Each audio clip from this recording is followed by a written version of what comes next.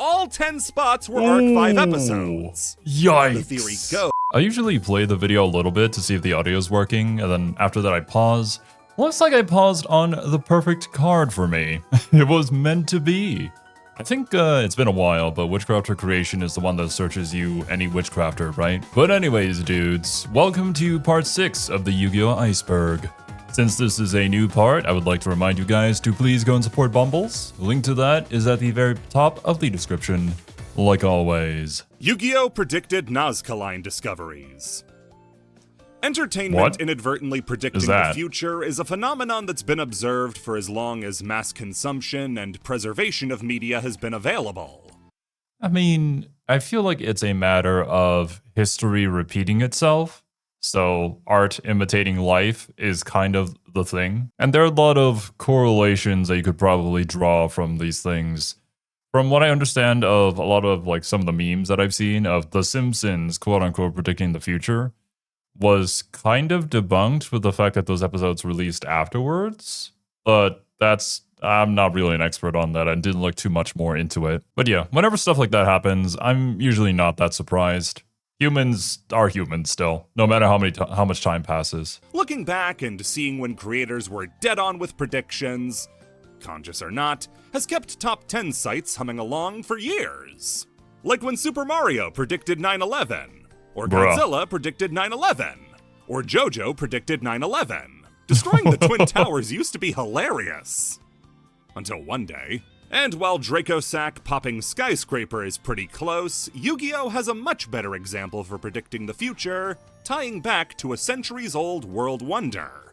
The Nazca lines are some of the most captivating creations in human history, created over the course of 1,000 years by the indigenous Nazca civilization of Peru.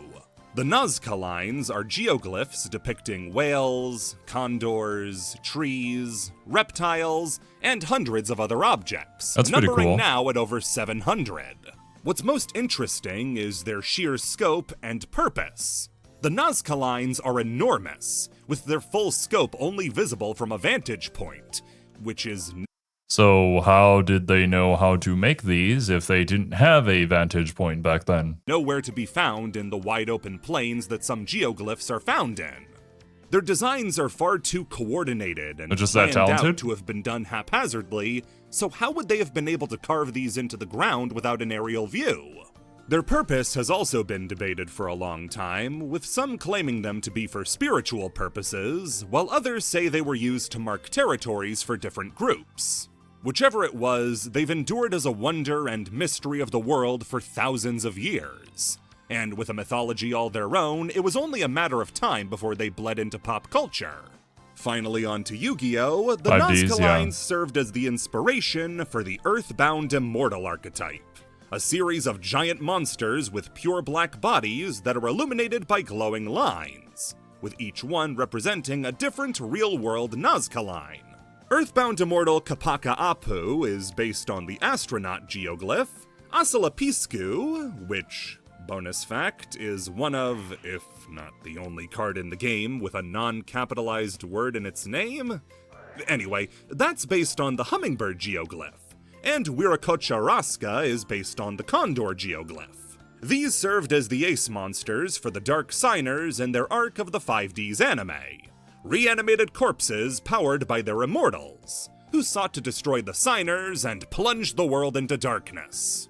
After their defeat, though, there was one final Earthbound Immortal, said to be the most powerful of them all, so strong it took the Crimson Dragon to a standstill in their fight.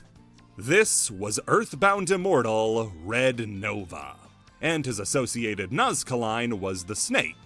He attempts to steal Jack Atlas's body for his resurrection before Jack is able to counter him and seal Red Nova inside of his Red Dragon Archfiend, evolving him That's how you into get the Red card. Nova Dragon. Yeah, The most okay. interesting part, though, is with Red Nova's associated Nazca line.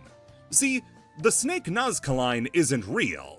Unlike every other one, the writers decided to go with a wholly original Nazca line that doesn't exist. And further, didn't base Red Nova's design on a snake due to the lack of a real-world analog. For the next 4 years after the Red Nova arc in 2010, this would remain true. Until in 2014. A sandstorm had been kicked up in Peru that revealed dozens of undiscovered geoglyphs, including a llama, bird, and line geoglyph. The biggest one, though, was a nearly 200-foot-long snake Nazca line in the Nazca Desert. This means that 5Ds didn't make up a new Nazca line. Instead, they lucked into making one based on one that had never been discovered.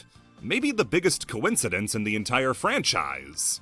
Now they're hedging their bets and made the Earthbound servants only original Nazca lines. Come on, baby, I got a good feeling about Gremlina. Okay, dude.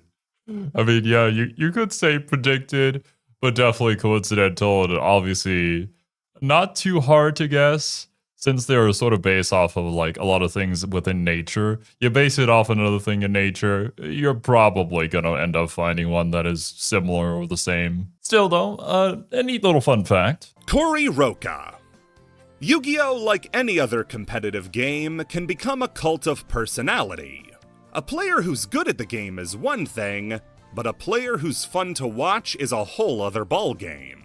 It's the Oh yeah, 100%. This is true in pretty much any sort of televised sport as well. You always have to remember that you're there for the audience, that people are watching you for entertainment. Obviously, there is some value to be had from watching people who are just really, really freaking good at what they do.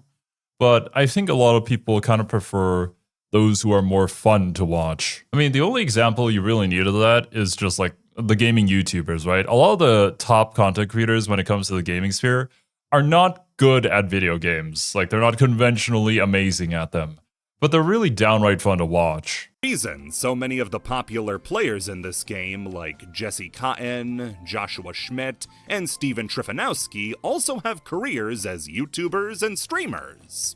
Even players who don't lean so heavily into social media can build up a following based on how they play the game. Jeff Leonard is a perfect example of this.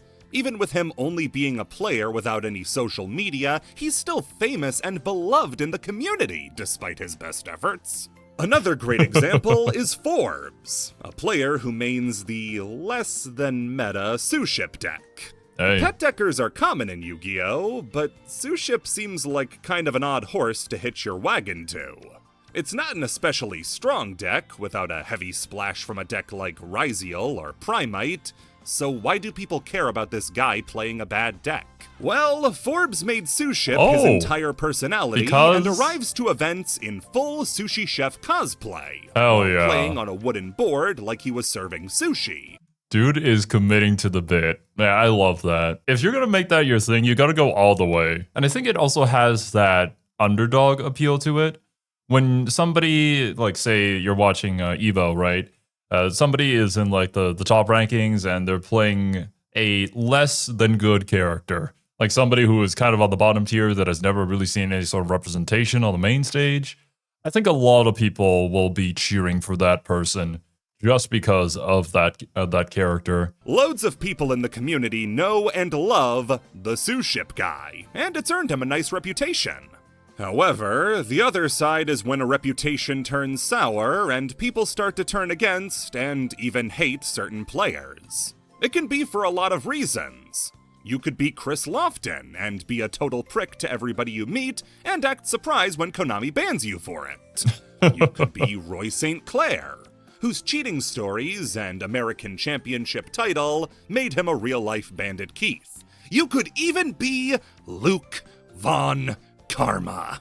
One story, though, is way more serious than all the other ones, because it involves a complicated web of escalating events that ends with a player getting banned and even more people nearly dying. The hell? Okay, hold up a second here. Going back to something I'm a little more familiar with, like when it comes to sports and you have like your group of professional players that you're trying to use to promote the event or whatever, there's going to be a few who have more, let's say, villainous personalities within there. And that's kind of their thing. But ultimately, at the end of the day, it's for the sake of entertainment. Some people really are just a-holes, but it never gets serious like that, right?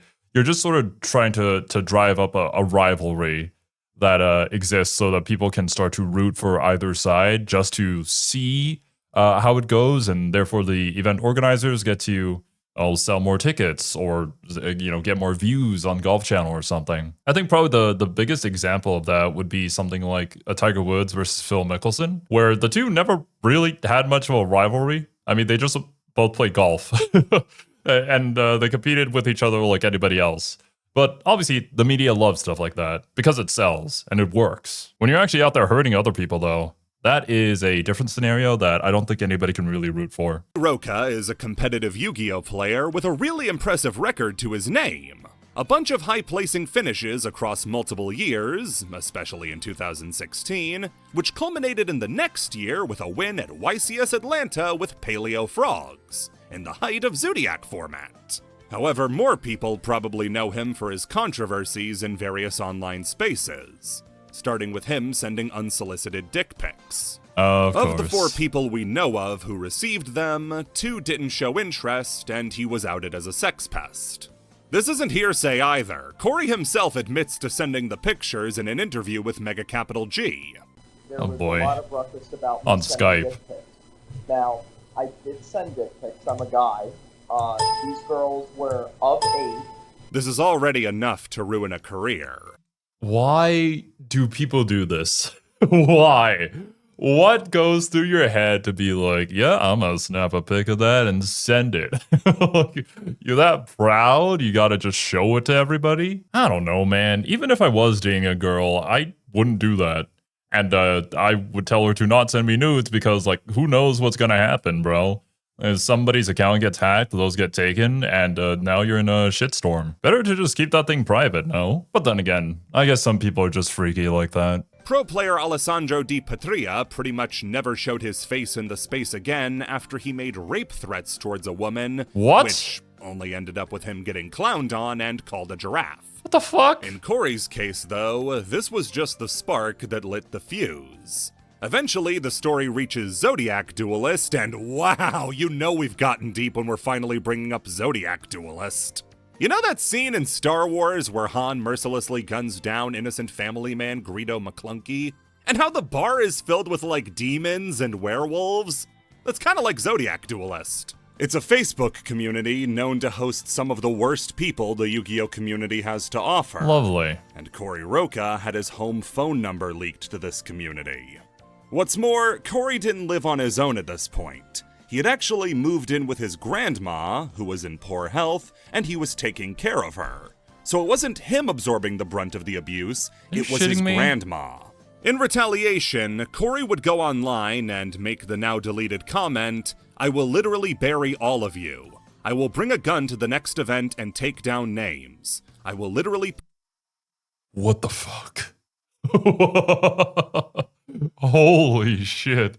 Now this escalated. Okay, yeah, authorities probably need to step in on this one. This one is too serious. Like, you can't just make threats like that. And it really sucks that the grandmother has to suffer because of this. Yeah, it's just a really bad situation. I get where he's coming from, but I also can't really support anything like that at all, actually. Actually, I kind of oppose that. But it still baffles my mind.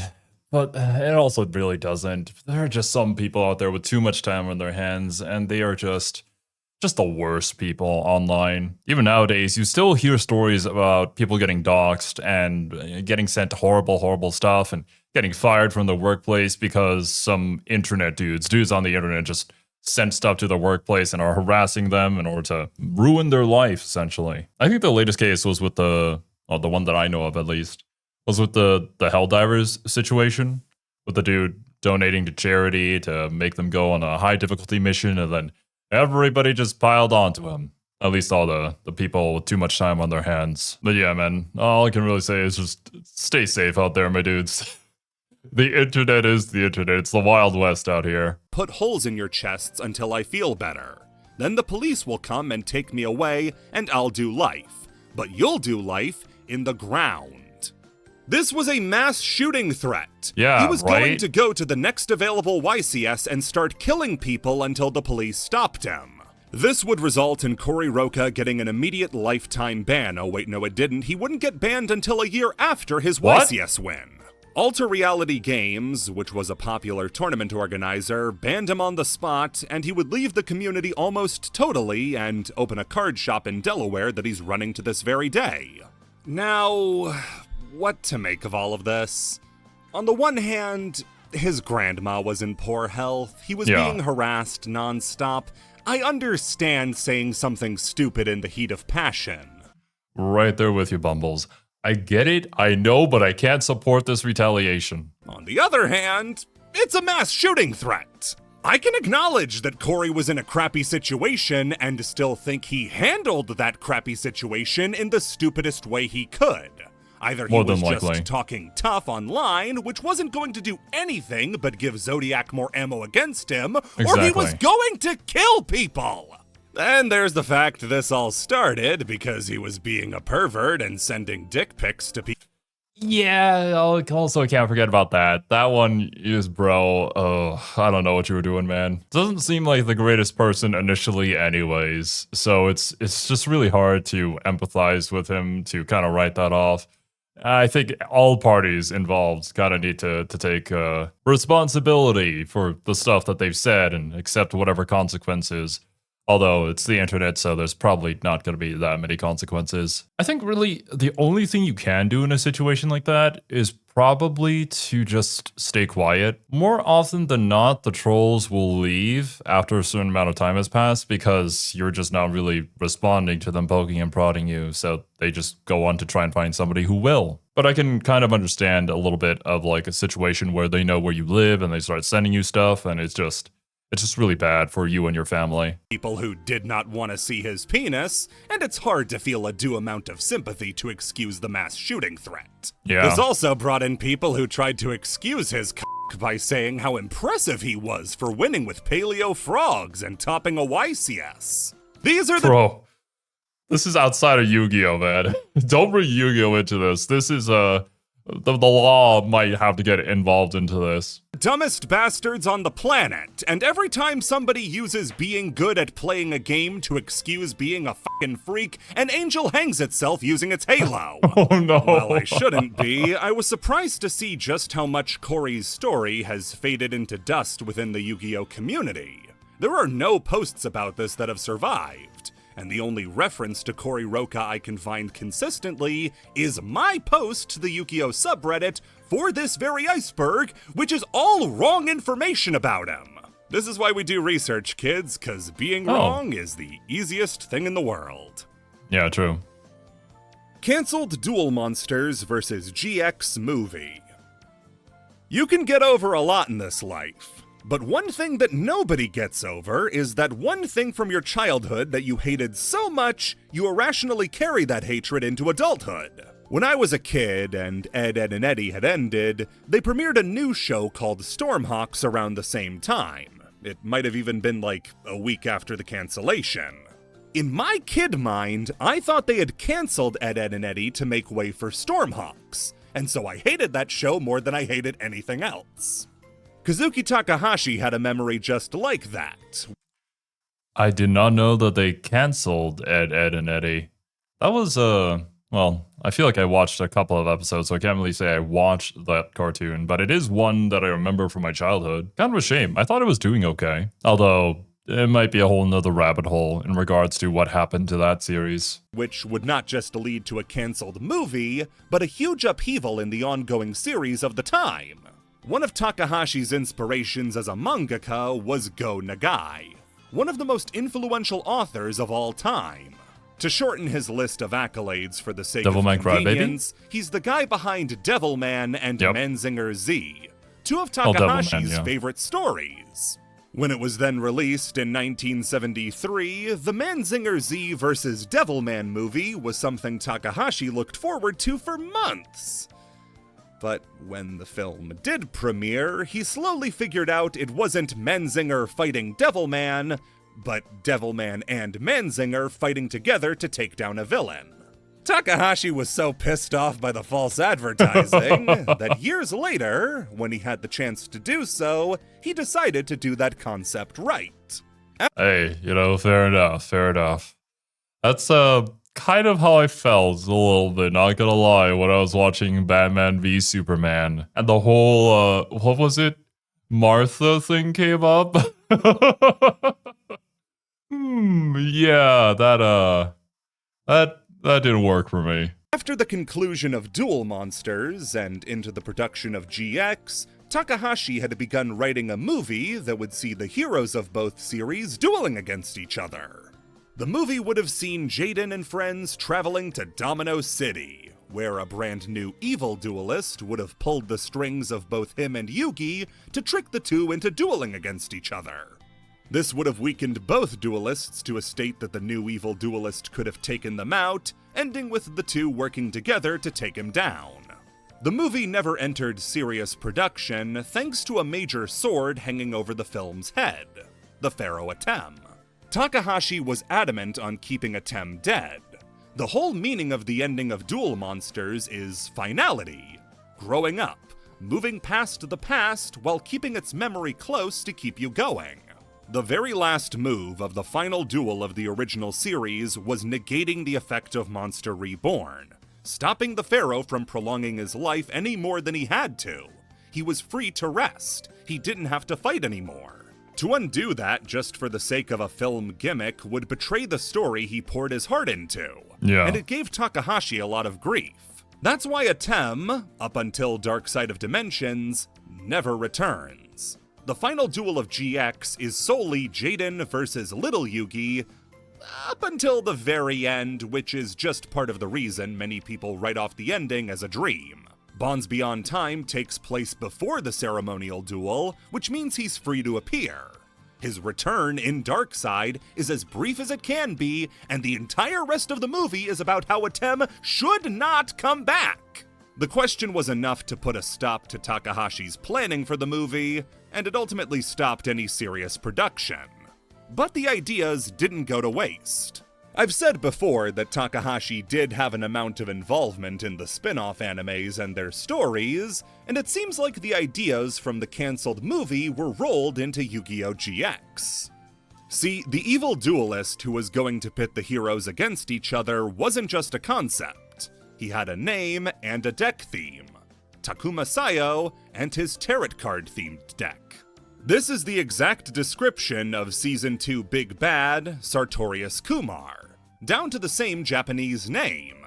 The villain wasn't the only scrapped element of the film to be reworked. One of the more memorable parts of Season 2 of GX was the mini Domino City arc. During this, the GX gang takes a field trip to the city of legendary duelists, and gets wrapped up in a plot by a group of dueling hitmen sent by Sartorius' sister, Serena, each one of them using a different monarch monster.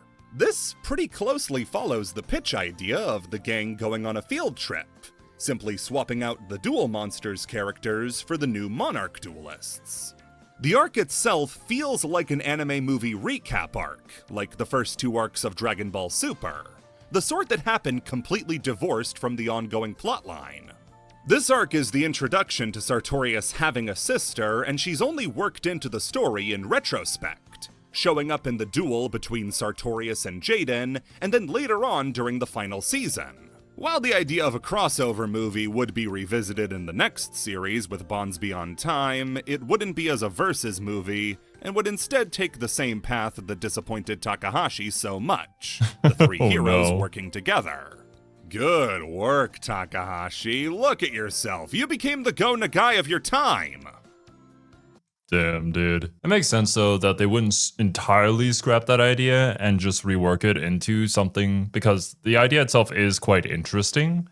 It's just, yeah, I understand how it would clash with the main themes that you had set up from the very first season and the story that you wanted to tell.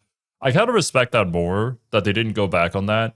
Because if they did, I feel like as a viewer, if that was like, you know, the big thing that happened during that season, the main message of that season, and then you just kind of erase that for the sake of like a sequel or a movie, I feel like I kind of wasted my time. And there are plenty of series out there that will do that to you, unfortunately. Which I suppose is another reason why sometimes I'm kind of okay with being spoiled on certain things, especially on series that I was like never interested to check out in the first place. of like, how it ends, like how it goes. Is it a good ending? Because if is it a good ending, then I feel like I'm more justified in the amount of time that I spend checking out that series and getting invested into it. Whereas any sort of ongoing series, it's a bit of a gamble every single time. Vrain's original ending. Yu-Gi-Oh! Vrains is in a very complicated spot of Yu-Gi-Oh's history. It's the final ever show produced to this point that follows the formula set out in Duel Monsters. Since then, the only anime produced are either for the new Rush cards, or are based on the cards themselves like the Albaz anime.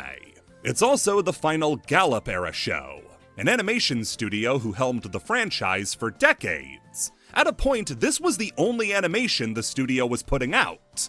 It was put out at a time when the game's health was at an all-time low.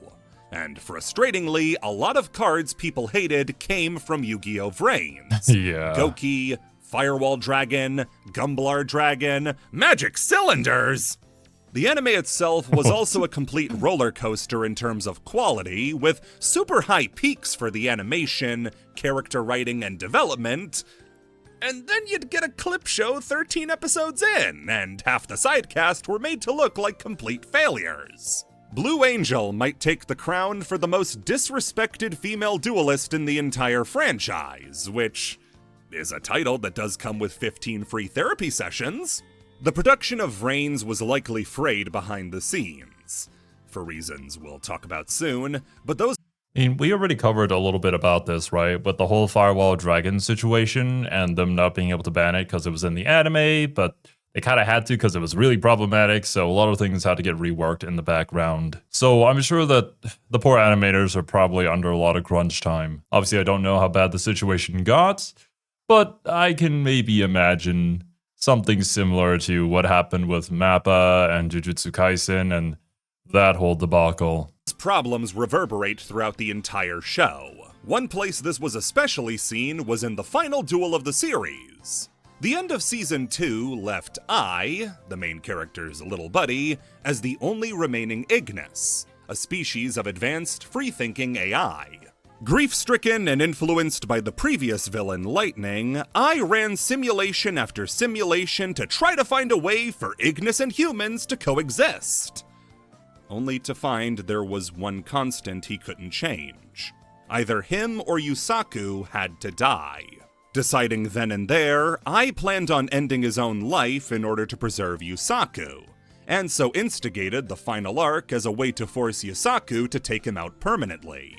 This makes it a really grim twist on the classic ceremonial duel that's become a staple of the franchise. Yusaku pretty much having to mercy kill Ai, who's given up on living, if it means his best friend will stay safe. The simulation scenes themselves are also super intense, with Yusaku and Ai standing alone in the ruins of society, the world having been demolished by the conflict that would take place if Ai doesn't die. The only thing is that if the initial ending for Vrains had been gone with, these wouldn't have been simulations.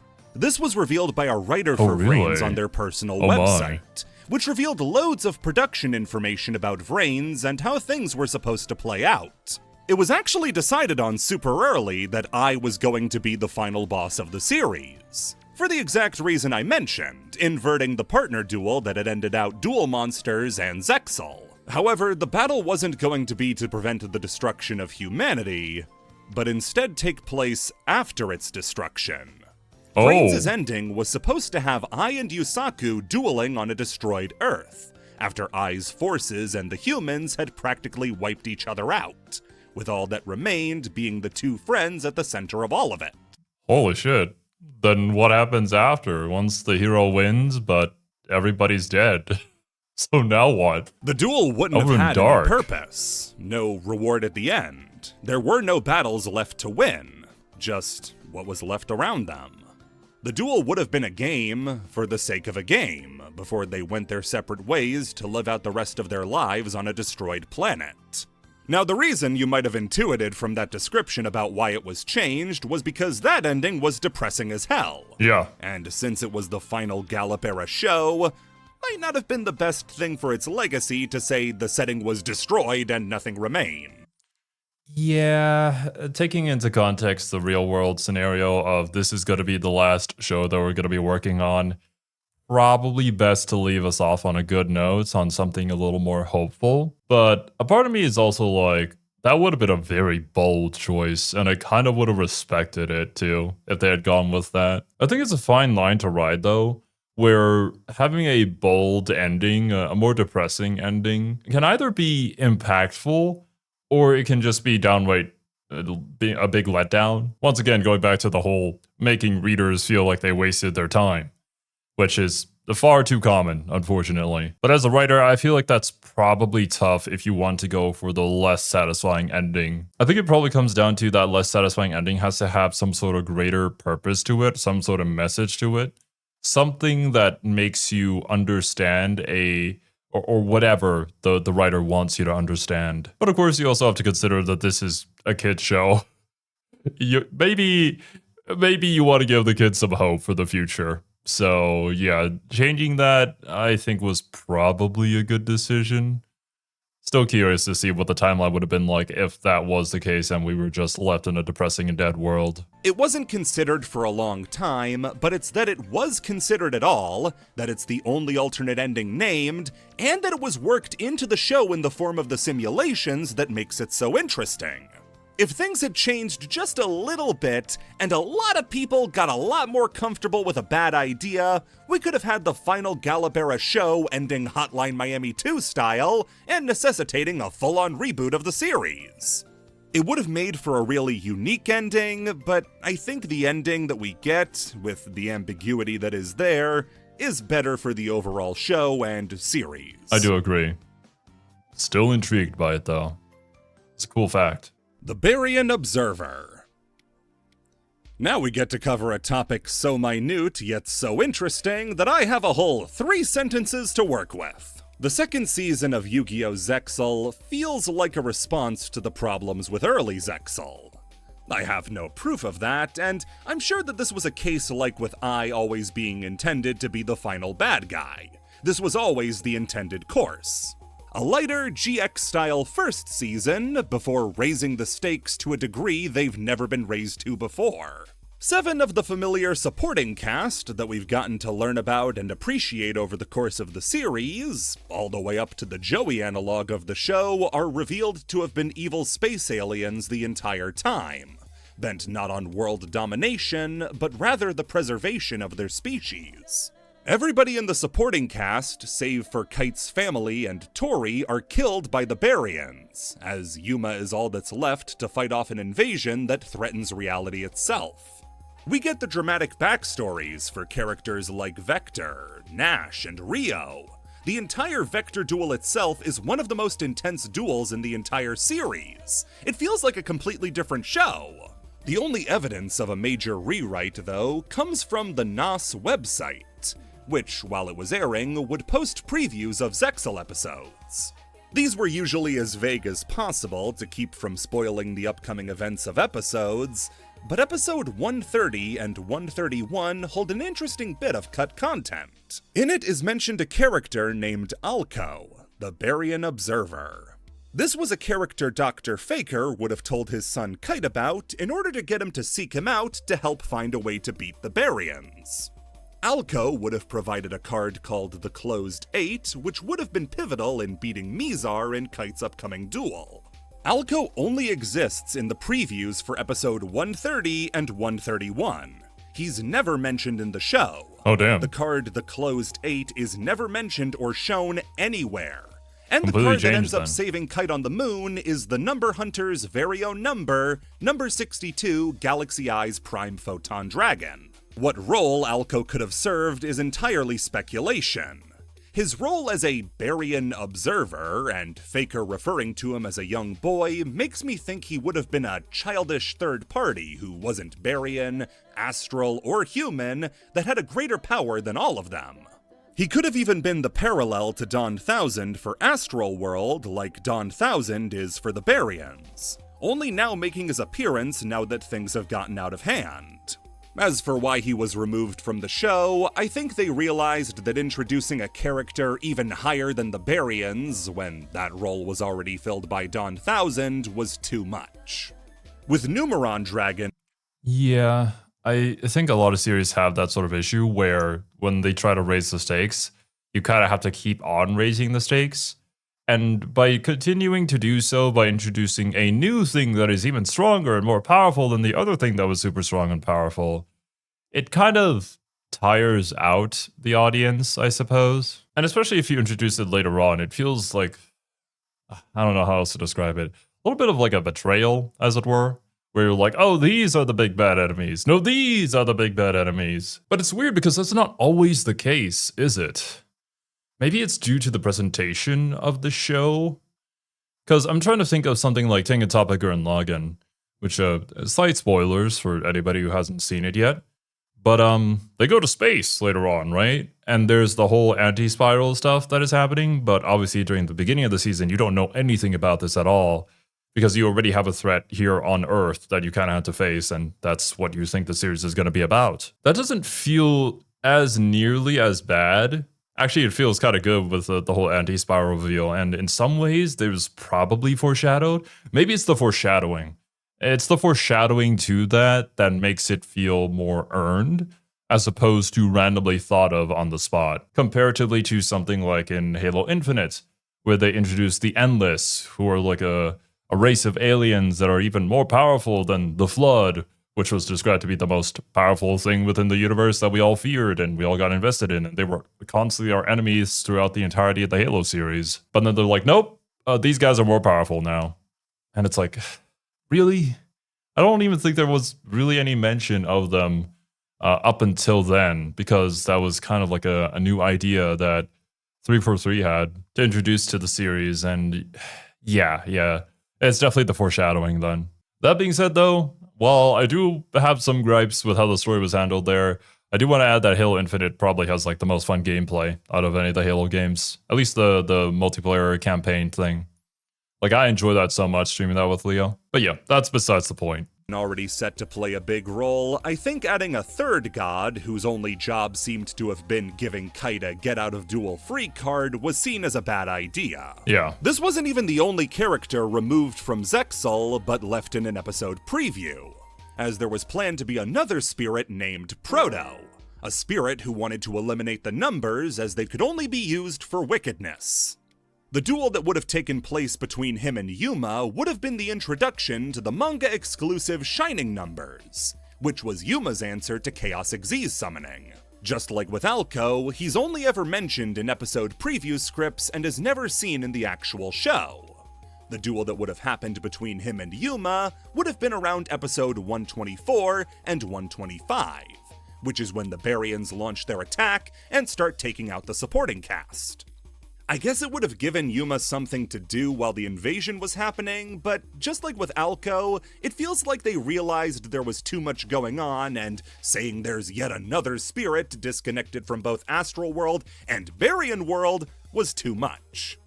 Now all Alco and Proto exist as is as interesting footnotes in Zexal's history. I mean, sometimes you have an idea, and then you take it into production, and it's like, yeah, this isn't gonna work. I mean, I myself have had some times where I've checked out a video that was like suggested to me, or a series that was suggested to me. I'm sitting there and I'm like, yeah, I'm not really into this. So whatever recording that was kind of just gets scrapped. I think especially with media though, if it's not necessary, then it shouldn't be there. If it doesn't enhance the series, the shot, whatever it is, it doesn't benefit anything there, then it shouldn't be there. Arc 5 problems because of Dark Side of Dimensions, fake. Arc 5. In one word, messy.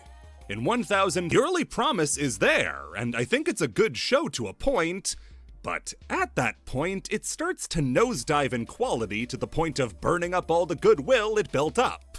My brother used to joke with me that the whole series was propped up by Chaos Ancient Gear Giant, because after that card is destroyed, in a series best duel with fan favorite Shay using a beautifully animated final attack with Satellite Cannon Falcon, the show starts to go to hell in a handbasket real quick. The Synchro Dimension arc is where some of the show's worst moments are, culminating in maybe the worst received episode of the whole franchise, Arc 5, Episode 92. Episode 92 is the culmination of a duel that had been built up for 3 episodes beforehand with Barrett, a nobody jobber, handing Yuya his ass over and over again. Okay. Barrett uses a Beastborg deck that locks down the opponent's field, and Yuya had no idea how to beat it. He couldn't get out. He was going to lose. That was until a third guy named Sergei shows up, takes Yuya's ass from Barrett, and also hands it to him. What made this episode so frustrating wasn't the fact that Yuya was losing. God knows he's done enough of that up to this point to prepare us. It's the fact that this was the culmination of getting back the Bracelet Girls. Yuya has spent the entire series trying to get back Zuzu and her different dimension counterparts. This seemed like it was finally going to be the moment it happens, and it does, but then they're immediately taken away again by Sergei. In the Japanese fandom at least, it was a turning point against Arc 5 that made a lot of people tune out. With the show so sharply declining in quality around this time, people were left wondering why the show had taken such a sudden hit. Well, that's when dates started lining up, with the February release date of episode 92 and the April release date of Dark Side of Dimension. Weird. Is it going to be some sort of production thing that happened here that ended up causing that? Regardless, though, it kind of feels like they're just dragging it out. Like, if you're a viewer and you're watching this arc in particular, and you're like, oh, they're going to do this thing, they're going to save them, and then they don't, it's a bit of a letdown. You could say maybe it's supposed to be like a twist, but I don't really know how engaging of a twist that would be, per se. And maybe if they wanted to throw in a twist there, they should have done it differently, rather than, you know, you go and save them, and then they get taken away again, and then you save them, and then they get taken away again, and it's like, oh, really? Again? Also, it doesn't help that, you know, he's losing to people who aren't, like, the big bad. If it was, like, the main villain of the entire thing, then maybe people would be more understanding, but yeah, as it is, and as it's described to me at least here, because I haven't seen this particular show, or this season, it just feels like it's a bit of a waste, really. Like, yeah, I get it. I get why people would tune out because of it. Fans began assuming the production of DSOD was responsible for the dip in quality in Arc 5. The writing and animation were continuously getting worse because the best talent working on the show was stuck on Darkseid. And the reshuffling is the best explanation for the odd choices made in the show's later season. Okay, that's an assumption. That's a pretty big assumption that we're making. We're probably trying to find something to explain why things are the way that they are. I mean, that's just how we are as people, right?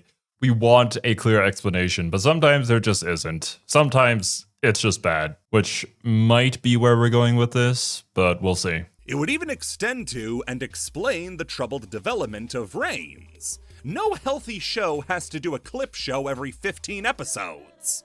For a long time, this was considered the reason for the woes of Arc 5. But doing a little digging shows more than a few holes. Yeah, there you go. First off, the names shared between Arc 5's credits and Darkseid's credits aren't enough to throw a show out of whack. Big names that were in both the credits of Arc 5 and Dark Side of Dimensions include creature designer Honda Seiji, producer Jitsumatsu Teruaki, episode director Muto Kimiharu. These are certainly names, but it's not like the entire animation staff was shifted over to work on Darkseid. Darkseid instead featured a lot of animators who weren't working on Arc 5 and instead had worked on older series. Namely Takahiro Kagami, who would serve as the movie's director. Did losing all that staff help? No, but it wouldn't have been enough to derail the entire show. Even more than that, the actual problem with Arc 5 had nothing to do with Darkseid's production. Missing from that list of shared credits is any of the writing staff. And the problems people have with Arc 5 can largely be chalked up to the writing. Yeah. The animation towards the end isn't stellar, but it was passable. The story is where people had problems. Yuya is a weak protagonist. He rarely gets impressive wins and feels carried by action cards, which act as deus ex machinas, no not those ones, that keep him from losing. What is Yuya's impressive win? What's the win that solidifies him as a better duelist than when he started the series? Yugi beat Pegasus, Jaden beat the Sacred Beasts, Yusei beat the Dark Signers, and Yuma beat Faker. What's Yuya's big win that puts a cap on a part of the story? He beats the quiz guy, and the cook guy, and the flower cardian guy, and after that just duels people to a draw about 10 times in a row. Yuya's character writing is also incredibly frustrating because he's entirely one note. He's obsessed with smiles. Every conversation comes back to smiles. Oh, these children are starving? Probably because they're not smiling enough. The duel writing as well gets extremely repetitive after a few games, when they repeatedly have to explain how piercing damage works. You still take the damage became a meme in the Yu-Gi-Oh community for a reason. The supporting cast has absolutely nothing to do. Either you're Reiji or Shay, who gets to actually duel people, or you're everybody else. You'd be lucky to be a Gong Strong, who loses to every named duelist he fights after episode 57. The show just languishes in pointless duels for a lot of the endgame. When the show should be wrapping up and getting to the big fight with Zark, Yuya's fighting a pirate guy? And the Battle Beast? When Gladiator beat... Okay. Now my question here is, I wonder how much of the behind-the-scenes stuff is sort of getting in the way of the writing as well. Because we're primarily making this to sell a product, right? So we're going to have to write it in a way where our protagonist meets with all of these things that we want to sell. And I can certainly imagine a lot of those restrictions and limitations getting in the way of just good writing. You can most certainly see really good examples of this when it comes to stuff like gacha games, where more often than not, they're not going to kill off any of the characters because they want to sell you those characters at some point in the future. And they're probably going to write you into some sort of dating scene with these characters, even though maybe feels a bit unnatural, a little too rushed, but they gotta get it done by the patch or before they sell the next new waifu, right? And it's just not interesting. It's not an interesting story. And clearly, like, some of the characters within those games will be designed in a way to make them more appealing, regardless of whatever they're supposed to be. Like, some just straight up don't fit whatever profession the game or the lore says that they should be, but, you know, it's an appealing anime character that they're gonna sell you, so gotta make it look good. So yeah, that could be a factor that has made the series a little stale, but I can't really correlate that with the main character just not being very interesting. You can probably still write an interesting main character without having to really consider all these different decks or whatever they're going to have to run into. Because that should be entirely disconnected from that. Just come up with an interesting character, and I feel like the story can write itself around that. If you need to throw in something, then you can just add it on top of their themes. But if the theme is just, I want to see people smile, then, I don't know, dude. Feels like a common problem, though. I've seen it in quite a few shows. The one example I can immediately think of is Toma from A Certain Magical Index. He as a main character is probably like one of the most boring main characters I've ever seen in a show. Simply because, you know, he's a good guy. And, he does good because it's good. He doesn't really know why, but he just does good things. As opposed to other characters like Railgun or even Accelerator, who are far more interesting characters with more complex motivations behind them. But unfortunately, the main character is just kind of a blank slate good guy dude.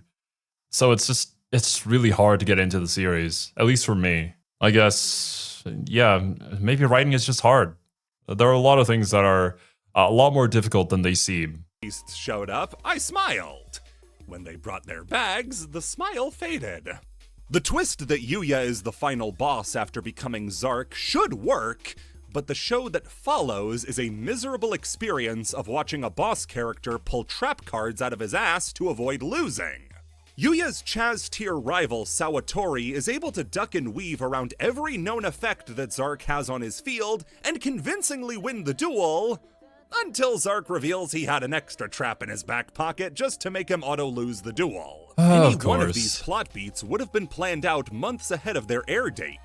And just like with Crow Hogan the Dark Signer, it wouldn't have been possible to change them so quickly. Just like with Dark Signer Crow Hogan, it feels better to try to push the failings of a show you like onto unforeseen consequences, but that's just not the case here. Sometimes it's just production likely had very little effect on Arc 5. You want to know what did have an effect on Arc 5, though? Symphogears! Yeah, remember that? The show with the Scrap Fist reference? It had a negative effect on Arc 5's production thanks to Katsumi Ono, the very director who put in that reference. Ono had left his stamp on both franchises and had obligations to fill out for both, meaning that he would have been working on Symphogears GX, weird, and Arc 5 at the same time. Want to hazard a guess as to which arc he predominantly directed? The Synchro Dimension arc, where the entire show went to shit. So if you need to blame any anime for the Battle Beast arc, it's Symphogears. How dare not they? Darkside.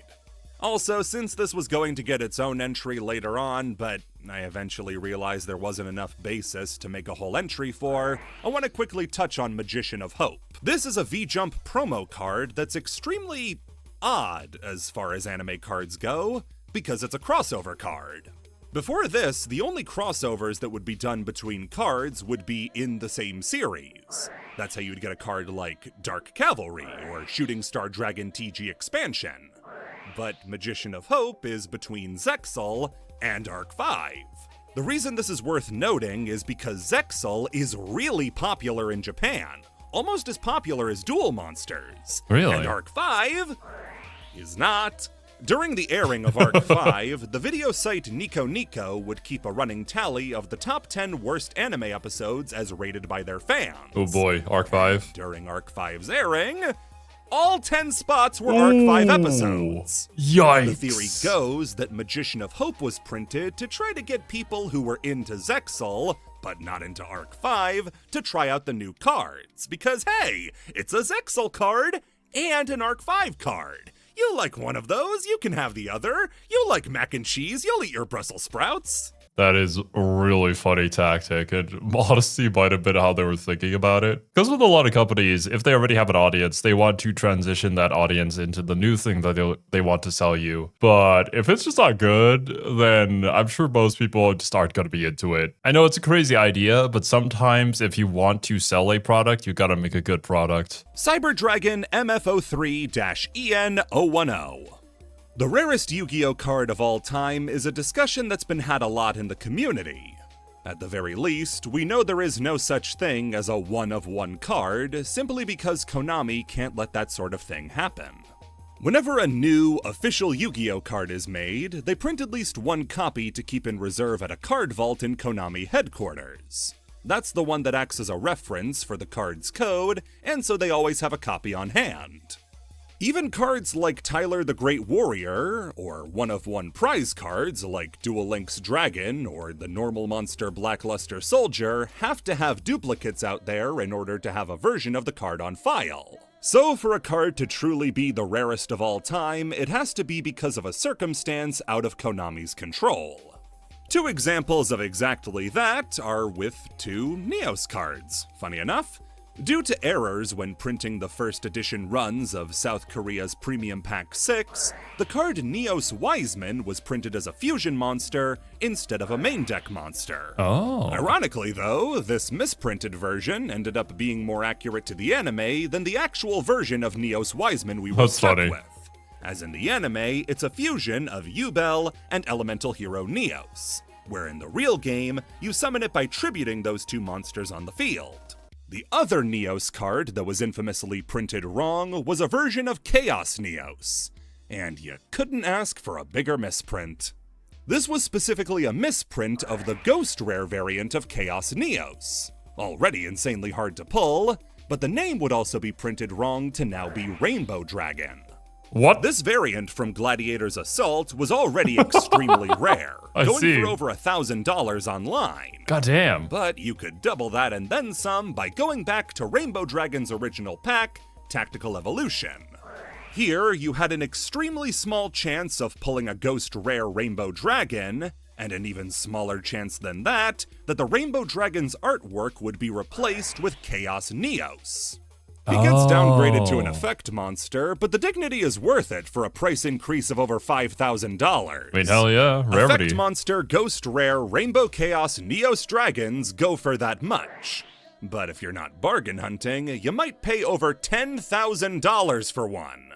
While that's clearly not even within spitting distance of Tyler the Great Warrior's $300,000 price tag, I don't think it's wrong to say Tyler is a bit of a special case and should be in a league of his own. Yeah, Other for sure. prize cards like Crush Card Virus and Gold Sarcophagus carried multi-$1,000 price tags, but Chaos Neos in misprinted form is higher value than a playset of some of those cards. But what could get more rare than a ghost? How about a myth? There's a series of cards released in such an obscure way that are so hard to find to this day, it's speculated on whether or not some of them even exist at all. Really? Cast your minds back to 2005, and if you were watching the brand new Yu-Gi-Oh! Series of the time, GX, you might have seen a commercial advertising brand new action figures to go along with the monsters from the show. Elemental Heroes, Water Dragons, Chthonian Soldiers, all released by Mattel, all including a card in parallel rarity matching the toy you got. These would make them some of the rarest variants of these cards to ever exist, and the figures would be released in 3 waves. Wave 1 was simply Elemental Hero Thunder Giant. Wave 2 was More Heroes, Water Dragon, and Cyber End Dragon. And then finally, Wave 3 would be even more heroes, because even in toy form hero oversaturation is a problem, and a few other key monsters. Those key monsters included Cyber Dragon, Ancient Gear Golem, Black Luster Soldier, Elemental Hero Clayman, and Winged Karibo level 10. These 5 cards make up a group of some of the rarest Yu-Gi-Oh! Merchandise to ever exist, and by association, the rarest cards of all time. While versions of every other toy in the line have been documented, in box and with their cards, these 5 are all in various states of obscurity. The whole search got kicked off one day on Pojo when a user named Maykite was talking about his journey to collect every possible variant of Cyber Dragon, in all the rarities he had ever been printed in.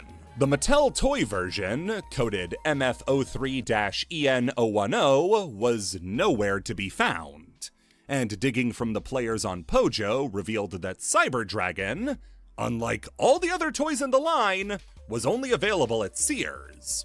Along with only being available at f***ing Children's Wonderland Sears, the already scarce production of the figure meant it was impossible to find a Cyber Dragon with the card in the packaging.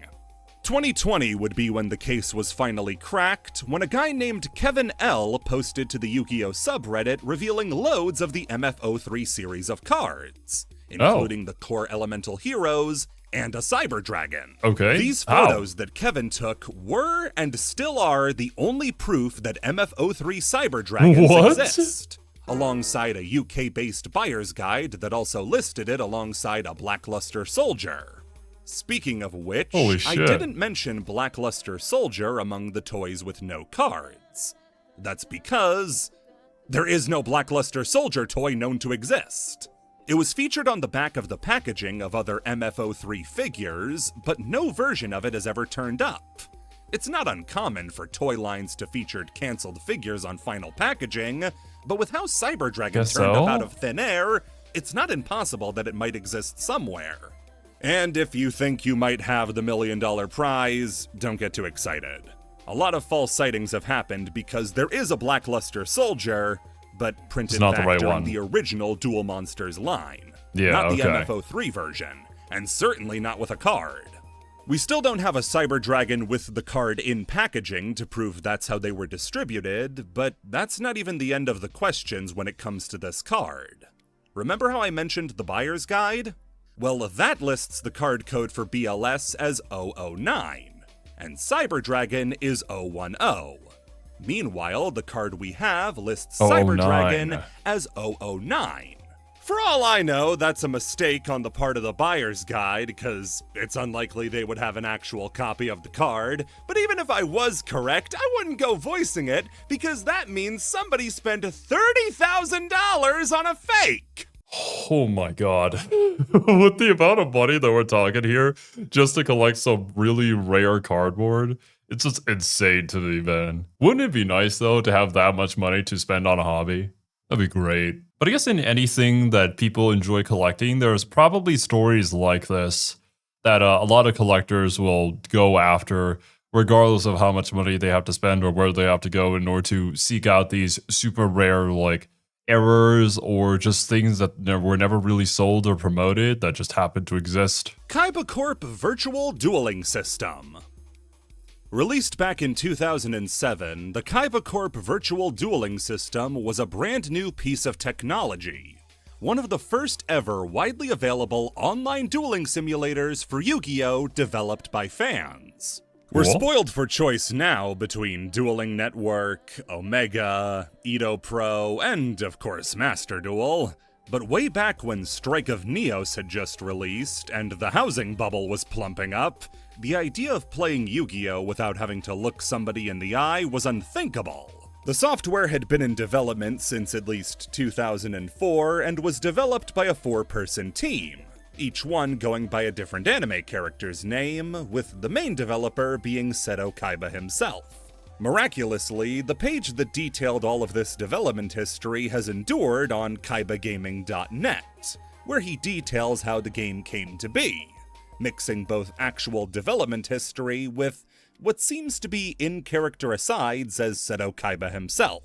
This makes discerning fact from fiction a little hard, like when he claims the original site had to be taken down due to an influx of fangirls. With help from the other developers, the original beta for the game would be released in 2007 with a 400-card-deep card pool, and would be in a unique position in regards to the burgeoning internet. The game's early popularity was thanks to the contribution from a pre-established online community, the Tag Duel YouTube scene. I say that the online simulators were the only way to play the game digitally, but the Tag Force games also filled that role. Whether it was character duels or actual games, the Tag Force games filled that niche for people without stable internet connections. So a community grew around the games for the purposes of making videos, which made up a hefty part of the early Yu-Gi-Oh! Scene. When KC dropped, these bigger channels would slowly figure out about it and post about it, showcasing the ease of use and availability to a bigger audience than forum word of mouth could. Soon a large community would form around the simulator that would subdivide itself into various groups. A group on the main forum, hosted on the same site as the download, a group of splinter forums themed around the various houses at Duel Academy, a regular tournament scene, YouTube videos cataloging them. In the early days of the internet, the Kaiba Corp Virtual Dueling System was the biggest hub for members of the community to play. The simulator itself was rudimentary, but expectedly so.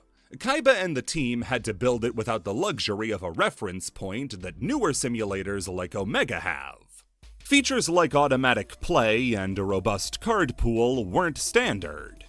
I mean, yeah. When you're a trailblazer, you don't really have anything to take inspiration from outside of, I guess, just the real game itself. So a lot of these quality of life things that we appreciate nowadays, probably not going to be there. Still, though, it's really cool that like a bunch of fans got together to create something like this with the essentially the birth of the internet and how this was going to be the thing, and people wanted to play with each other online. Like, yeah, we'll make something.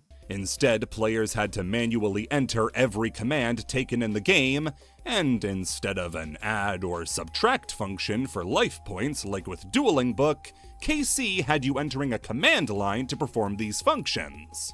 In order to even access the game's server, you would have to download a third-party VPN called Hamachi that did the work of actually connecting one player to another. The community for a long time... I used Hamachi a little bit. It helps with certain games and connecting to each other. Think back as a kid, that was kind of the only way to set up a private Minecraft server. But yeah, that was a long time ago. was flourishing. Eventually, those different Academy forums would start a global ranking system that would rank each forum against each other. A system popular enough to get incorporated into the main program itself as the Kaiba Corp Team Academy universe. However, since this is likely the first time you're ever actually hearing of this simulator, you'd rightly assume something went wrong. Yeah. If you were unlucky enough to be playing KC at the wrong time, you'd run into a user named Kira. Kira would enter rooms, reveal all 5 pieces of Exodia, and instantly win. If he didn't, Kira would tell you all the cards in your hand, that you had set, and on top of your deck. Kira could do this because he had gotten his hands on a cheat engine that allowed him to mess with the game in loads of different ways.